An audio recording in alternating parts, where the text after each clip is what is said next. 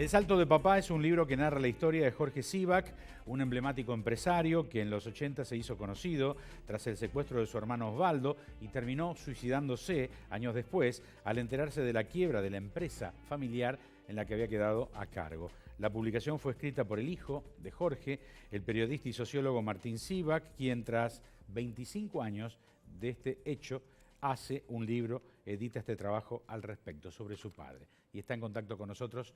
Hola Martín, bienvenido al programa.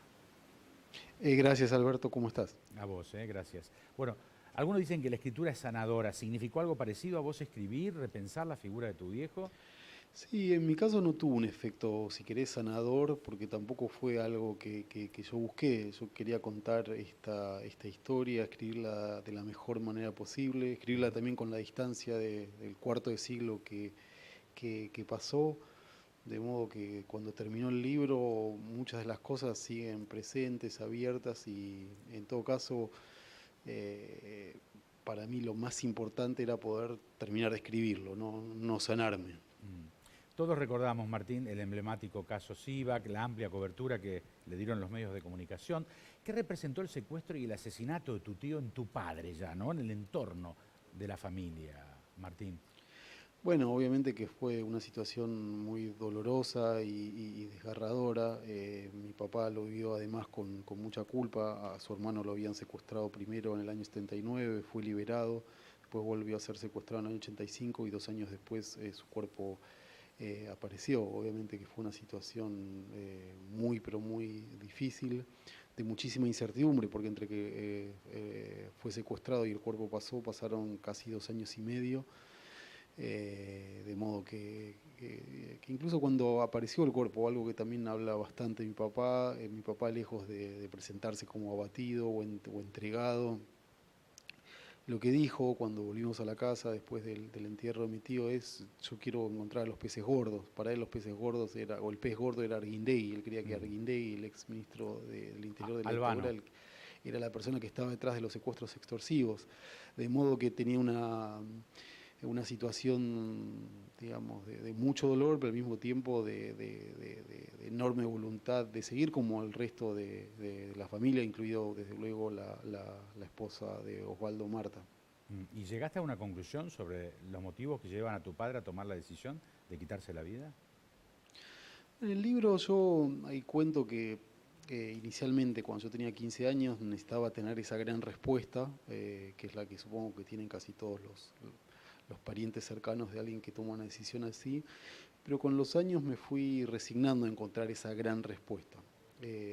Puedo tener algunas hipótesis. La principal es que mi papá sentía cierto orgullo por haber sido preso político de la dictadura de la NUCE, y le resultaba absolutamente intolerable la idea de volver a la cárcel por un delito económico, por la quiebra de su banco. Mm. De modo que esa es una de las hipótesis, pero ahora no es que yo necesito, no es que tengo esa hipótesis, esa gran respuesta, porque quizá no existe tal respuesta. Mi papá no dejó cartas, no dejó mensajes, no dejó nada. Desaparece tu tío, tu padre queda a cargo de la empresa familiar. ¿Estaba preparado para No, asumir? de ninguna manera. Mi papá no tenía vocación empresarial. De hecho, casi toda su vida fue un intento vano de independizarse, ¿no? Su padre era un empresario muy, muy hábil, que le fue muy bien, que creó un imperio, un pequeño, digo imperio no por exagerar, sino que en un documento en Washington lo llaman el pequeño imperio, digamos, una minera, un diario, una financiera.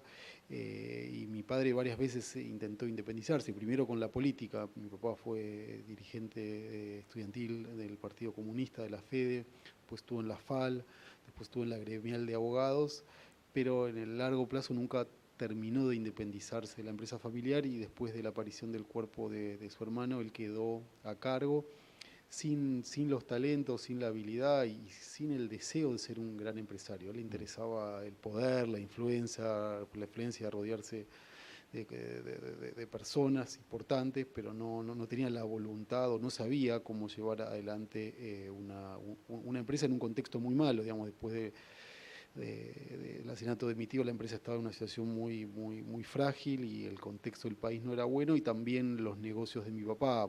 como muchos de esos negocios con el ex bloque soviético no prosperaron por un momento muy malo para hacer negocios en ese entonces con la Unión Soviética, con Polonia, con Yugoslavia, con Checoslovaquia.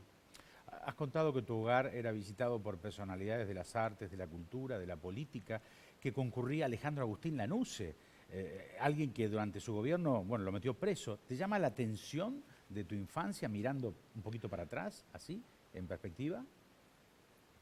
Sí, eso era un poco así, las ambigüedades de mi papá. Mi papá, y yo hasta antes de escribir este libro estaba convencido que Lanuse venía cada 15 días, el año 84 a casa, porque supuestamente mi papá y un historiador, León Pomer, estaban escribiendo un libro sobre la historia del ejército argentino. Cuando para este libro me reuní con León Pomer, le pregunté si tenía algún capítulo o algo, me dijo, no, Sí. eran reuniones políticas, tu papá tenía la idea que había que entablar algún tipo de relación con algunos oficiales de las Fuerzas Armadas.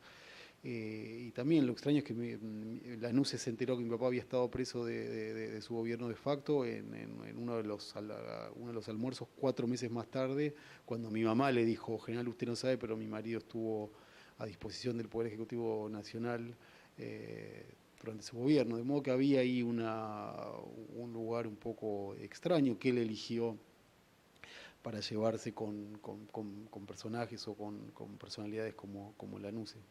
Vos contás en 1989, cuando eras un pibito, que un día te llama tu viejo a su escritorio y te dice, acompáñame, tenemos que ir a parar un golpe militar. Y entonces van a una quinta en la provincia a hablar con Seineldin. ¿Cómo recordás esas cosas que vivías, ese tipo de cuestiones? Sí, para mí eran como aventuras infantiles. Yo acababa de terminar el colegio primario y papá estaba convencido que nosotros habíamos ido ahí a parar un golpe de Estado, y obviamente el golpe de Estado no estaba sucediendo porque Seineldin no nos iba a recibir si estaba al mando de un golpe de Estado. De modo que ser testigo de esa situación fue, con el tiempo recién la pude decodificar un poco más, porque al principio eran discusiones sobre la relación de San Martín con España, hasta que en un momento fueron al punto y Senel dijo, yo no quiero un golpe de Estado, pero Alfonsín tiene que cambiar su política hacia las Fuerzas Armadas. Terminó la reunión en una casa quinta en el oeste del conurbano, y papá me dijo, esto que entre nosotros no le cuentes a ninguno de los compañeritos de la escuela porque Seinelin es una persona muy conocida y van a malinterpretar eso que le contaste. Y la verdad que guardé el secreto, no porque fue un secreto relevante para nadie, ni siquiera para Seinelin, y lo conté en el libro, como cuento muchas de estas situaciones de nosotros, mi hermano y yo, digamos, subiendo al mundo de los adultos. Tu padre muere cuando vos tenías 15 años. ¿Cómo era Jorge desde tu mirada como hijo, no? Y era un padre muy cariñoso, muy afectuoso en lo físico, muy ausente en muchos sentidos, porque mi papá pasamos pocas horas con él, pero cuando estaba su presencia, digamos, dejó grandes marcas.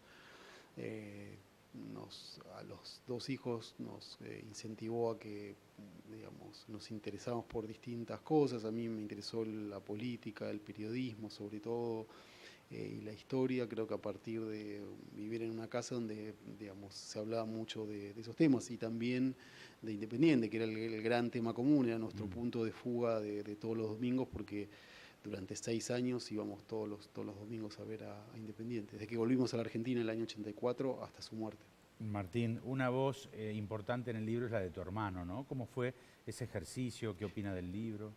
Y bueno, lo más importante para mí era la opinión de mi hermano el libro, porque es digamos, de los cuatro, conmigo somos los que quedamos, de modo que mi hermano vive en Francia, mi hermano es músico, es compositor, viene poco a la Argentina, y de modo que cuando faltaban 15 días para que el libro entrara a imprenta, le mandé el libro, y bueno, en el libro se publica la reacción de mi hermano frente al libro, que también es un ejercicio medio extraño, es decir, bueno, el autor entrevista al hermano, el autor le da espacio a una carta al hermano, es algo atípico. Yo nunca había escrito sobre algo tan privado y me salió a hacerlo de esta manera, que es un poco también compartir la intimidad con mi hermano. Mm. El salto de papá, un libro que narra la historia de tu padre. Un abrazo, Martín.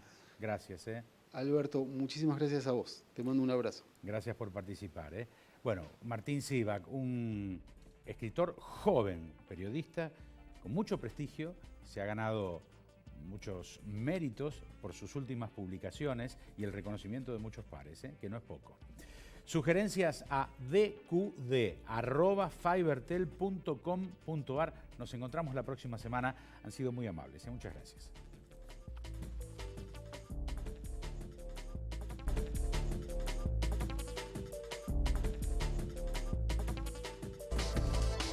Auspiciaron este programa Grupo Asegurador La Segunda.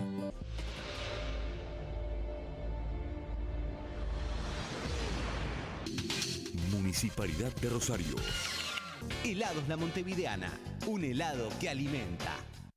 Sport 78, Rosarino por deporte.